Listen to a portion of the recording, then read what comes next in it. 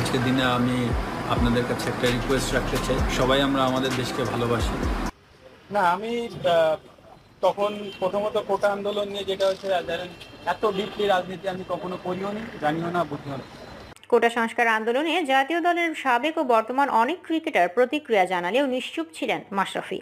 অনেক আগে থেকেই তাকে নিয়ে সমালোচনা চলছিল, তবে এবার মুখ খুলেছেন মাশরাফি। সংবাদ সম্মেলনে এসে মাশরাফি বলেন, তো আমি যেটা আগেও ক্লিয়ারলি বললাম যে আমার উদ্দেশ্য খুব সিম্পল, যেটা আমি মানুষের জন্য করে শান্তি পাই, কাজ পাই, ততটুকুই করা। রাজনীতির অত গভীর কিছু বুঝি না, জানিও না। আমি চাইছিলাম এলাকার উন্নয়ন, আর সবার সাথে এলাকার উন্নয়ন করতে আমার ভালো লাগে। আপনার যদি আমাকে খুব বেশি লেভেলের রাজনীতিবিদ ভাবেন তাহলে সেটা ভুল হবে। তবে আমি শুরু থেকে কোটা আন্দোলনের সমর্থন ছিলাম, হয়তো মুখ ফুটে কিছু বলতে পারি নাই, তবে হ্যাঁ, আমি এলাকার ভালো কাজ করতে চাই। এটি করতে আমার অনেক ভালো লাগে। আমার কাছে দল মুখ্য বিষয় নয়, আমি চাইছিলাম এলাকার উন্নয়ন।